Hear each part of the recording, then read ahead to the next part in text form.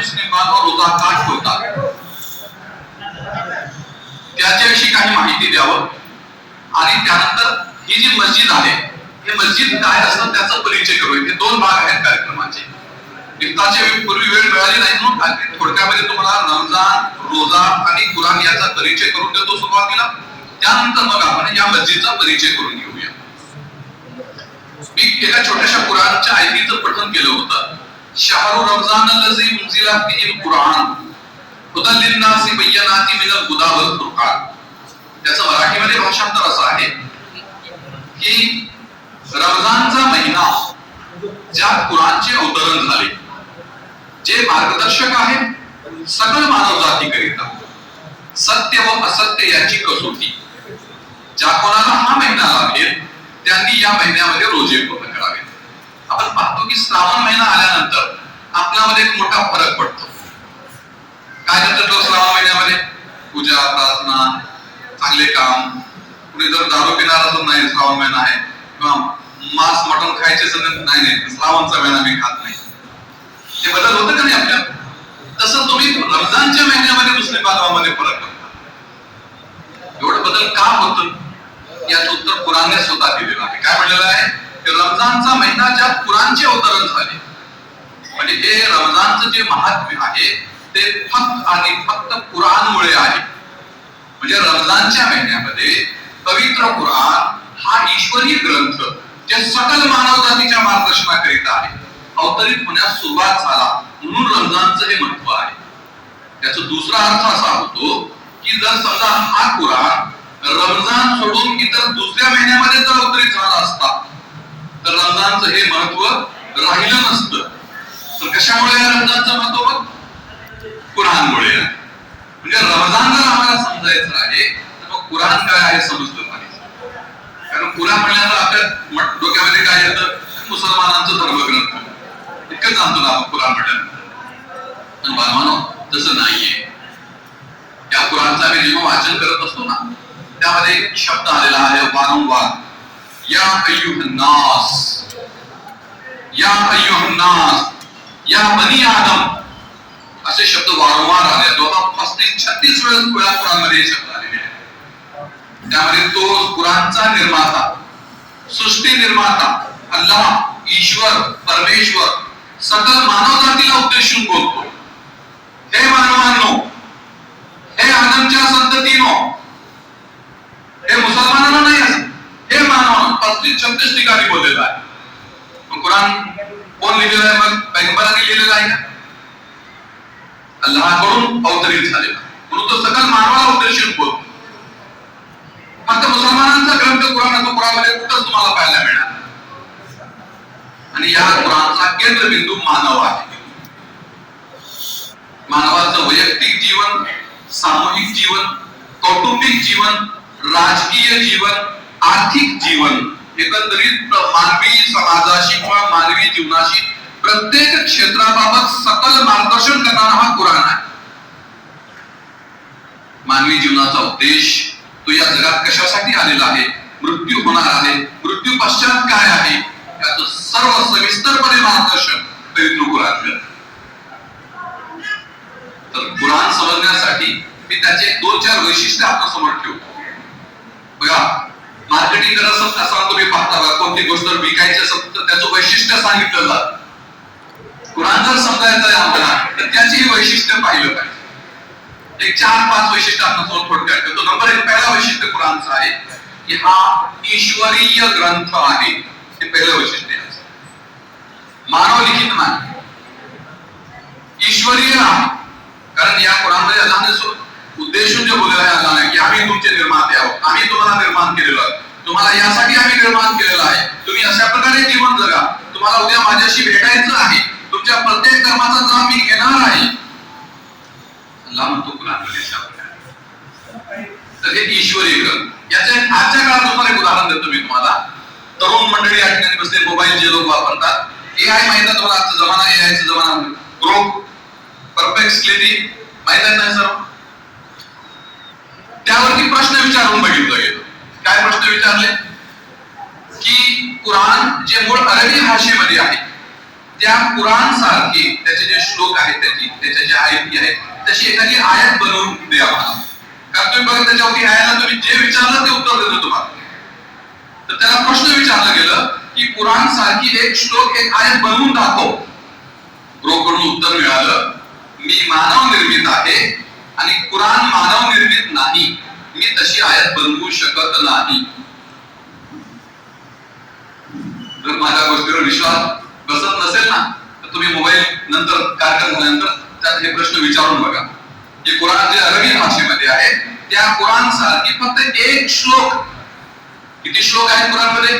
6236 श्लोक आहेत, 114 त्याचे अध्याय आहेत, एकूण 30 खंड आहेत त्याचे. एवढा मोठा ग्रंथ हा ईश्वरीय ग्रंथ, याचं पहिलं वैशिष्ट्य आहे. नंबर 2, हा अंतिम ईश्वरीय ग्रंथ आहे. अंतिम म्हणजे पवित्र कुराणच्या अगोदर अनेक ग्रंथ या जगात आले मानवांच्या मार्गदर्शनाकरिता, परंतु कुराण बद्दल असं म्हटलेलं आहे की हा अंतिम ईश्वरीय ग्रंथ आहे. यानंतर दुसरा कोणताही ग्रंथ पृथ्वीवर मानवांना मार्गदर्शनाकरिता येणार नाही. अंतिम ग्रंथ कुराणचं आहे. दुसरं वैशिष्ट्य याचं. तिसरं वैशिष्ट्य याचं असं आहे, हा विश्वातील ईश्वरीय ग्रंथ मालिकेतील अगदी सुरक्षित ईश्वरीय ग्रंथ आहे. सुरक्षित. कुराणचा तसा इतिहास आजपासून फक्त 1450 वर्षापूर्वीचा आहे. 1450 वर्षापूर्वी कुराण ज्या अवस्थेमध्ये होता आज सुद्धा तसाच आहे. मागे काही वर्षापूर्वी जर्मनीच्या म्युनिक या शहरामध्ये एक मोठी विचारवंताची बैठक झाली, अनेक महिने चालली. त्यांनी विश्वातील साऱ्या देशातून, प्रत्येक देशातून एक दोन कुराणच्या प्रती जमा केल्या आणि त्या प्रतींचा अनेक महिने त्यांनी अभ्यास केला आणि संपूर्ण अभ्यास केल्यानंतर ते या निष्कर्षापर्यंत पोहोचले की हे कुराण जे वेगवेगळ्या देशातून जमा केलेले आहेत यामध्ये कुठेही काना, मात्रा, वेलांटी, उकार हा फरक दिसत नाही.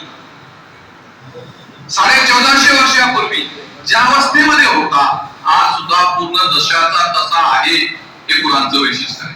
सुरक्षित म्हणून. कारण त्याच कुराणमध्ये अल्लाहने ठिकाणी असं म्हटलेलं आहे की आम्ही स्वतः याला अवतरित केलेलं आहे आणि आम्ही स्वतः याचे संरक्षक आहोत. त्याच्या संरक्षणाची जबाबदारी त्या निर्मात्याने घेतली.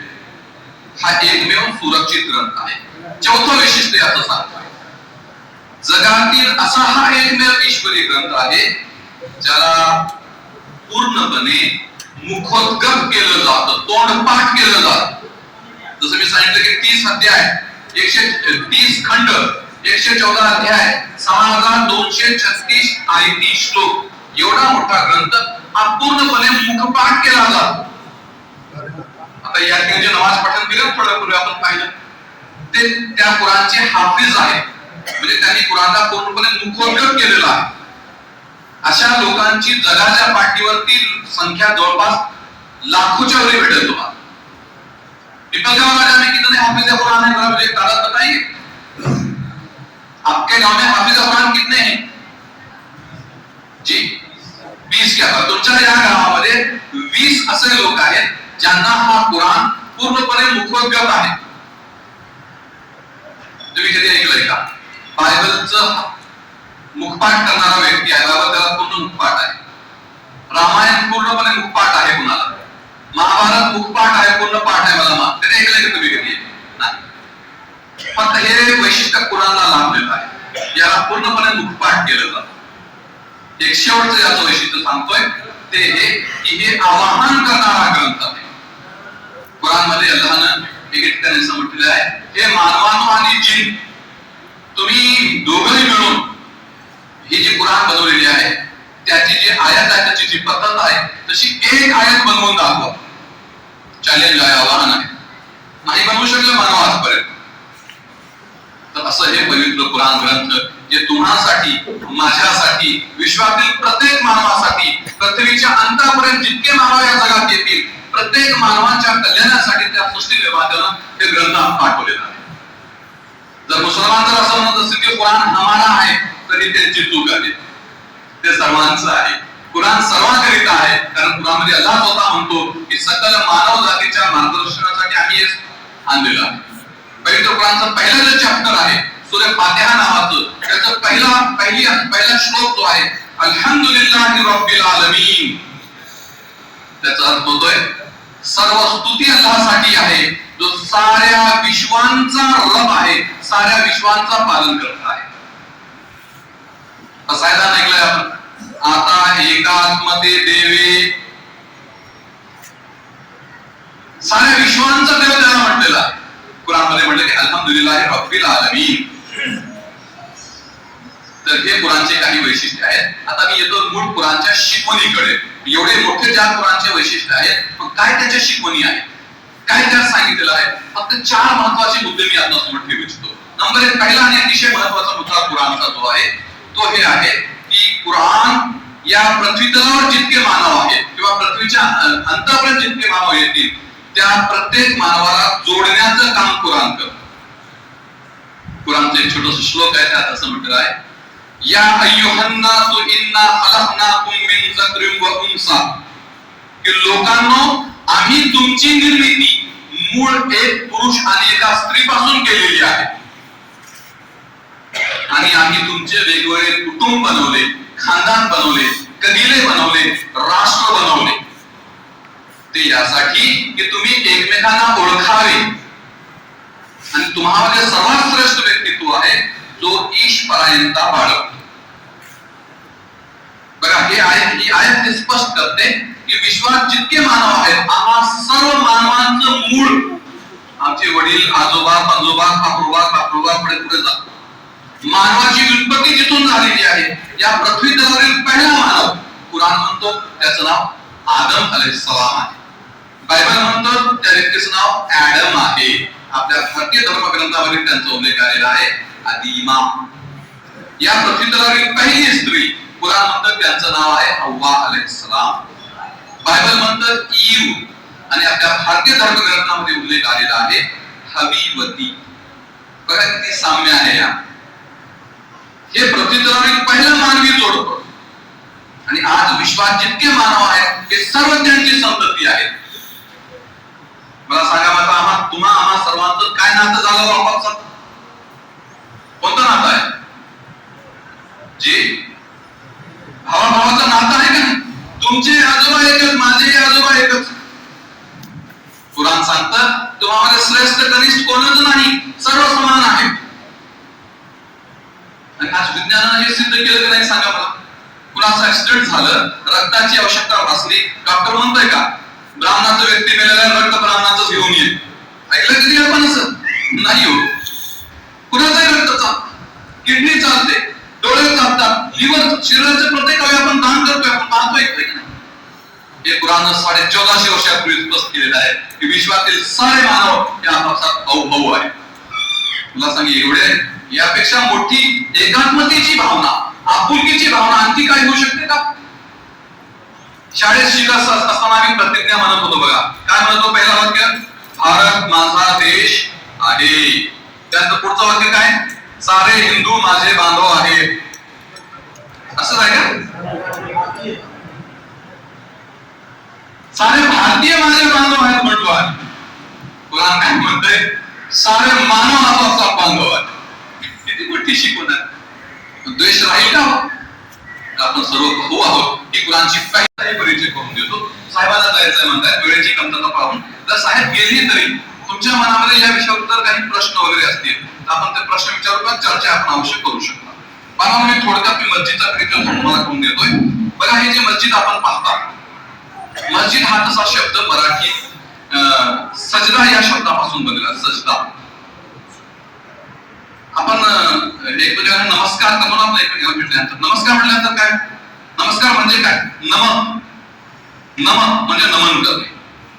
एक याबरोबर एक शब्द आहे याच्यावर साष्टांग नमस्कार शब्द ऐकलाय तुम्ही? साष्टांग नमस्कार म्हणजे काय? मला जरा सजदा करके बताइए. साष्टांग नमस्कार ते बघा, मौलाना साहेब साष्टांग नमस्कार करत आहेत. यांचे 8 अंग जमिनीवरती टेकलेले आहेत. मागांचे 2 पाय, 2 गुडघे किती झाले? 4, 2 हात, 6 कपाळ, 7 नाक. हे 8 भाग जमिनीवर टेकतात. ठीक आहे जागी. हे 8 भाग जमिनीवरती टेकतात. याला म्हणतात साष्टांग नमस्कार. आणि कुराणमध्ये यासाठी जो शब्द आहे तो सजदा आहे. सजदा म्हणजे साष्टांग नमस्कार. मग मस्जिद हे म्हणजे काय? ठिकाणी सामूहिकरित्या साष्टांग नमस्कार केला जातो ते ठिकाण म्हणजे मस्जिद. कोणासाठी केला जातो हे साष्टांग नमस्कार? आपल्या निर्मात्याकरिता, अल्लाहकरिता, आपल्या रचयित्याकरिता. नमाज पठण करताना तुम्ही पाहिलं ना या ठिकाणी कसे लोक उभे होते एका ओळीमध्ये. छोटा मोठा असा भेदभाव नव्हता, गरीब श्रीमंत हाही भेदभाव नव्हता. प्रत्येक व्यक्ती कंद्याला उभा आहे. भेदभाव संपुष्टाला आलं सगळं. कवी इक्बालने हे दृश्य पाहून सांगितलं होतं, एक ही सफ में खड़े हो गए महमूद व अयाज, न कोई बंदा रहा ना बंदा नवाज. महमूद नावाचा राजा होऊन गेलं, अयाज त्याचा सेवक होता, गुलाम होता. दोघे बरोबर कंदाला उभे आहे. भेदभाव नाहीये. ही मस्जिदची मूळ शिकवण असते. मग या ठिकाणी तुम्ही मस्जिदमध्ये जो भाग पाहताय, तर हा जो भाग तुम्हाला दिसतो मधला अर्ध गोलाकार हा जो भाग आहे याला मेहराब म्हणतात. हा मेहराब म्हणजे यासाठी असतो हा की या ठिकाणी नमाज पठण करत असताना माईकचा जमाना सध्या तरी त्या माईक नसताना या ठिकाणी उभे राहून हे मस्जिदचे इमाम साहेब जे असतात ना, नमाज जेव्हा पठण करत असताना पश्चिमेकडे तोंड करतात ते. आणि हे बोलत असताना पवित्र कुराणच्या श्लोकांचं पठण करत असताना ते काय बोलत आहेत मागच्या लोकांना ऐकू जावं, त्याचं प्रतिध्वनी लोकांना यावं म्हणून अशा प्रकारचा हात बनवला जातो. अर्ध गोलाकार भाग यामध्ये असतो. यानंतर हा जो भाग तुम्ही पाहता हे 3 शिड्यासारखे दिसत आहेत ना, हे आहे मंच आहे, स्टेज आहे. स्टेज या ठिकाणी शुक्रवारच्या दिवशी या ठिकाणी हे जे इमाम साहेब असतात ना, या ठिकाणी उभं राहून समोर लोक बसलेले असतात, प्रवचन देतात, मंचाचं काम करते.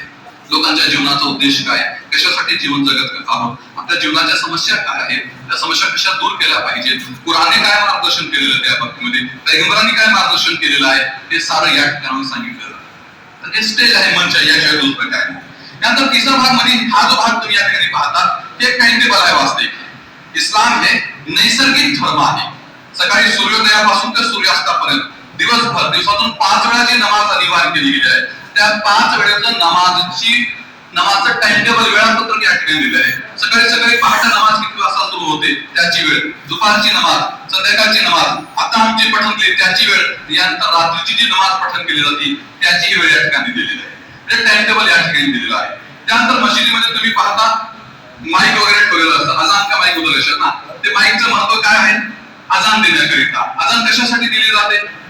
लोकांना नमाजला बोलवण्यासाठी. वेळ कमी आहे, फक्त अजानचं भाषांतर करून मी 2 शब्द माझ्या ठिकाणी संपवतोय.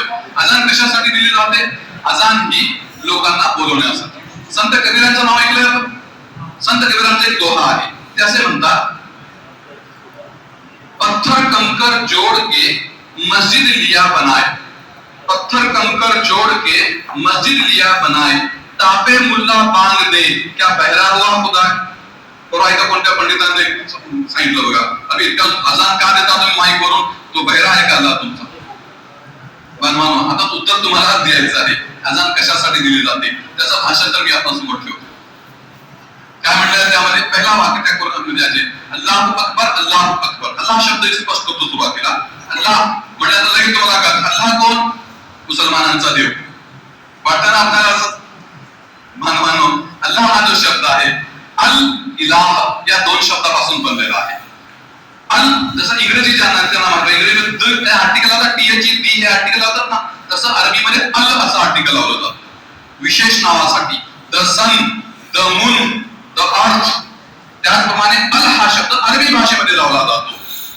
इलाह याचा अर्थ होतोय पूज्य, पूजनीय, ज्याची प्रार्थना केली जावी किंवा प्रार्थना करण्यास योग्य. अल इलाह दोन्ही शब्द मिळून बनला अल्लाह. काय अर्थ मग अल्लाह म्हणजे? तो ज्याची पूजा केली जावी, ज्याची प्रार्थना केली जावी. तर मुसलमानाचा देव झाला का? सगळ्यांचं झालं, सगळ्या मानवाचं. अल्लाह हा शब्द मुसलमानाकरिता असं काही नाही, सकल विश्वाच्या निर्मितीकरिता तो अल्लाह शब्द वापरलेला आहे. अकबर या शब्दाचा अर्थ होतोय महान. अल्लाहू अकबर याचा अर्थ काय झाला? अल्लाह महान आहे. अशहदु अल्ला इलाहा इल्लल्लाह दुसरा वाक्य. अजान देणारा व्यक्ती या ठिकाणी साक्ष देतोय. तो म्हणतोय की मी साक्ष देतो की अल्लाह शिवाय कोणीही उपास्य नाही. बघा, मुसलमानाचा देव नाही म्हटलं मी. कोण आहे अल्लाह? साऱ्या सृष्टीचा निर्माता, रचयिता, शासक, पालक, मालक, धनी. त्याशिवाय कोणीही उपास्य नाही. अशहदु अन्ना मुहम्मदर रसूलुल्लाह दुसरे मी साक्ष देतो, मी साक्ष देतो की पैगंबर मोहम्मद सल्लल्लाहु अलैहि वसल्लम हे त्याचे दास आणि पैगंबर. तिसरा वाक्य आहे हय्या अला सलाह. या सलाह म्हणजे नमाज.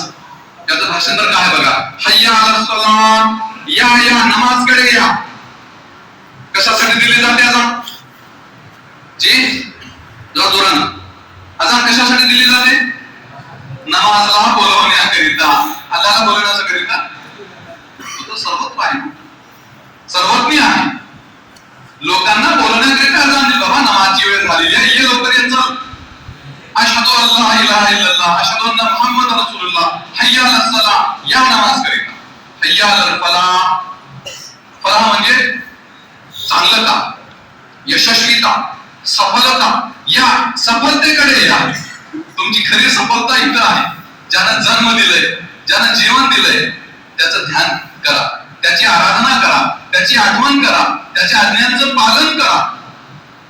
अल्लाहू अकबर, अल्लाहू अकबर, अल्लाह महान आहे, अल्लाह महान आहे, ला इलाहा इल्लल्लाह, अल्लाह शिवाय कोणीही उपास्य नाही. प्रत्येक शेवटचं वाक्य सकाळी पहाटे जी अजान दिली जाते त्यात एक वाक्य ऍडजस्ट असतो.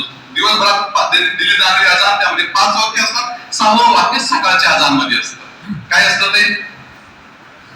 अस्सलातु खैरुम मिनन नौम. त्याचा अर्थ आहे की नमाज झोपेपेक्षा श्रेष्ठ आहे. सकाळ सकाळची झोप साखर झोप असते, वाटतं थोडं मस्त झोपावं आणखी, पण सांगणार बाबा झोप मोड आणि ये नमाज करीता. ही आज्ञा, ही प्रार्थना किंवा ही विनंती या अजानच्या माध्यमातून दिली जाते. बांधवांनो, वेळेची कमतरता पाहून, कारण हा मस्जिद परिचय प्रोग्राम तसा 1 तासाचा कार्यक्रम आहे पूर्ण, पण साहेबांची वेळेची मजबुरी पाहून मी थोडक्यामध्ये त्याचा परिचय आपण समोर करून दिलेला आहे. आपण सर्वांनी माझे 2 शब्द अतिशय शांतपणे ऐकला, खूप आवडलं तुम्हाला लोकांना पाहून, अतिशय शांतपणे ऐकला. आपण सर्वांचं मी धन्यवाद व्यक्त करतो आणि मी अल्लाहकरिता आपणाकरिता प्रार्थना करतो की तो आपण सर्वांना आणि विश्वातील साऱ्या मानवांना सुबुद्धी देवो. आम्ही दाखवून दावाना आणि अल्हम्दुलिल्लाहि रब्बिल आलमीन. साहेब बोलल्यानंतर आपल्या मनामध्ये जर काही शंका असतील, काही प्रश्न असतील तर आपण त्याविषयी अवश्य चर्चा करू. धन्यवाद. सर्वांना रमजान या पवित्र महिन्याच्या खूप शुभेच्छा.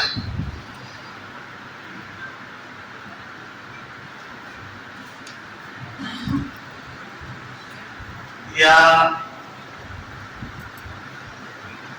देहानं आपण या पृथ्वीवरती आपल्या आई वडिलांच्या पावन पुण्याईमुळे जन्माला आलो आणि त्यांनी आपल्याला जन्म दिला म्हणून आपण हा संसार, ही पृथ्वी, हे जग पाहू शकलो. काही गोष्टी आता तुम्ही सर्व ऐकलं. सगळ्यात शेवटी जे वाक्य आलं ते खूप महत्वाचं होतं. चष्म्याच्या काचा वेगवेगळ्या आहेत. भाषेतून एवढं सांगतो की पाप आणि पुण्य या 2 गोष्टी आपल्याला आपल्या संस्कारामध्ये रुजवल्या जातात. काय करावं आणि काय करू नये हे देखील सांगितलं जातं.